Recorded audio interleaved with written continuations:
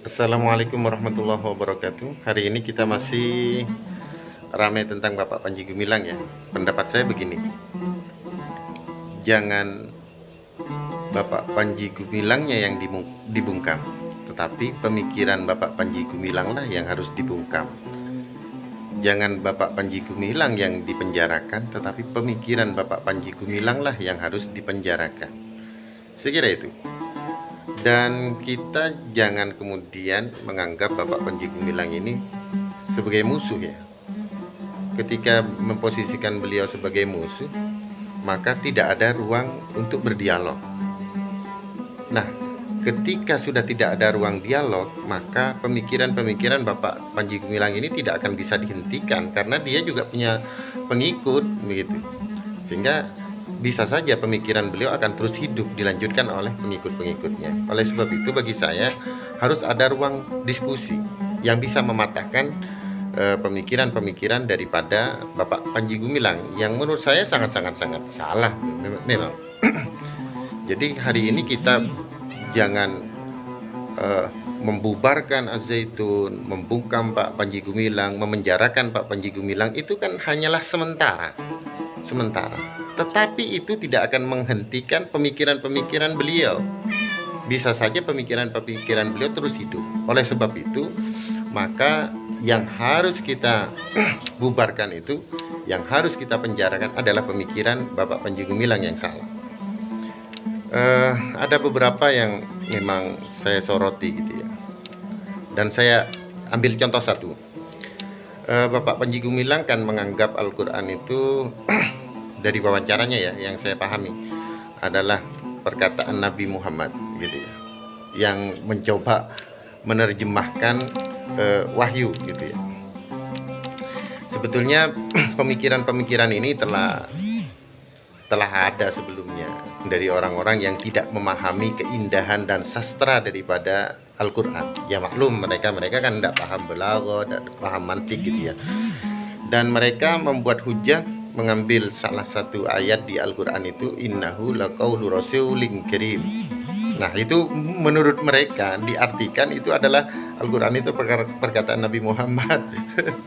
Jadi ya maklum, mereka tidak memahami itu keindahan sastra Al-Quran.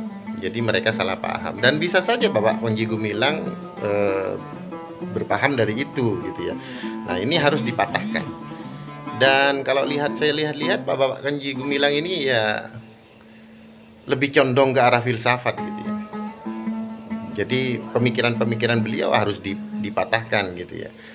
Jadi itu. Nah saya kira bagi saya begini, selama manusia itu bisa berbicara, maka tidak ada satupun persoalan yang tidak bisa diselesaikan. Persoalan yang tidak bisa diselesaikan itu ketika tidak ada ruang untuk berbicara.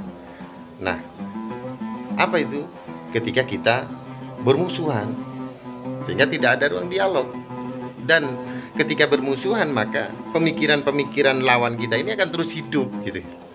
Nah, ketika kita bisa membuat ruang dialog, insya Allah Bapak Panji Gumilang akan memahami gitu ya. Saya kira banyak tokoh-tokoh nasional yang luar biasa kealimannya gitu. Dan saya walaupun ya kiai kampung, kiai desa, saya berani untuk berdiskusi dengan Bapak Panji Gumilang. Tetapi saya kalau Bapak Panji Gumilang mau berdiskusi, saya punya adik yang untuk mematahkan pemikiran-pemikiran Bapak Panji Gumilang ini. Yang adik saya ini juga ahli filsafat gitu ya. Saya kakaknya mengakui gitu. Saya kira insya Allah beliau Bapak Panji Gumilang akan, ketika ketemu adik saya, insya Allah pemikiran beliau akan kembali lagi kepada yang sesuatu yang hal yang benar. Jadi saya kira itu. Jadi kita jangan berpikir sementara, tetapi ke depannya.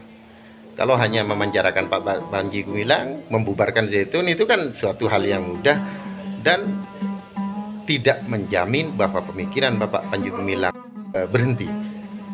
Saya yakin kalau hanya memenjarakan beliau itu hanya sementara, dan bisa saja pemikiran-pemikiran Bapak Panji Gumilang akan meracuni generasi-generasi yang pemikirannya searah dengan Bapak Panji Gumilang, dan itu harus dihentikan. Saya kira itu. Jazakumullah ahsanal jazaa. Assalamualaikum warahmatullahi wabarakatuh. Hari ini saya lagi barengi Pak Tukang lagi buat ini. Sebelumnya saya ucapkan terima kasih jazakumullah ahsanul jaza kepada saudara-saudara yang telah ikut wakaf pembelian tanah di Pondok Pesantren Alisani. Kami sedang membebaskan tanah seluas 1.300 meter. Sampai hari ini kira-kira masih kurang 500 sekian meter, belum diupdate ya. Jazakumullah ahsanul jaza, mudah-mudahan dibalas oleh Allah Subhanahu wa taala.